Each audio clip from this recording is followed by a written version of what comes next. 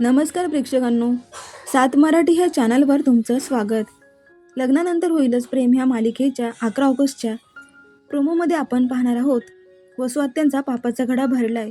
आता नंदिनीने सगळ्या घरासमोर, देशमुखांसमोर हे सत्य समोर आणलेलं आहे. ते म्हणजे वसुहत्यांनी केलेला लग्नाच्या दिवशीचा प्लॅन. तर प्रेक्षकांनो, गणपतीची आरती चालू असते आणि नंदिनीच्या डोक्यात खूप विचार असतात की आता वसुहत्यांचं सत्य सगळ्यांसमोर मी आणणारच. म्हणूनच देवाची आरती घेऊनच आता वसुहत्यांना नंदिनी असा प्रश्न विचारते की वसुहत्या, जर दुश्मन हा घरातलाच असेल तर? तेव्हा आता त्या रागानेच नंदिनीला म्हणतात की तू हा प्रश्न मला का विचारतेस?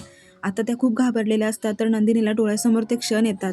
आता नंदिनी सगळ्यांसमोर सांगू लागते की कारण आमच्या लग्नाचा शेवट करणाऱ्या आमच्या चौघांचाही शेवट लग्नाचा तुमच्यामुळे झाला, असं म्हणता क्षणी आता सगळ्यांना ते लग्नाचे क्षण आठवू लागतात. तेव्हा मात्र मानिनीला मोठा धक्का बसलेला असतो की घरातच शत्रू आहे आणि वसुहत्या हे असं करतील. आता त्यांचे डोळे उघडलेले असतात प्रेक्षकांनो, कारण वसुहत्या ह्या किती वाईट आहे ते आता सत्य समोर आलेलं आहे प्रेक्षकांनो. तेव्हा नंदिनी म्हणते की वसुहत्या, आता काही लपवू शकत नाहीत तुम्ही, कारण दीपकला हाताशी धरून तुम्हीच आमचं लग्न मोडलं आणि आम्ही आज ह्या परिस्थितीमध्ये आहोत.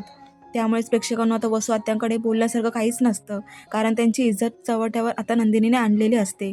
आता पाहूयात त्यांना कशा प्रकारे शिक्षा मिळेल आणि देशमुख कुटुंब वसुहत्यांबरोबर आता कसं वागतील.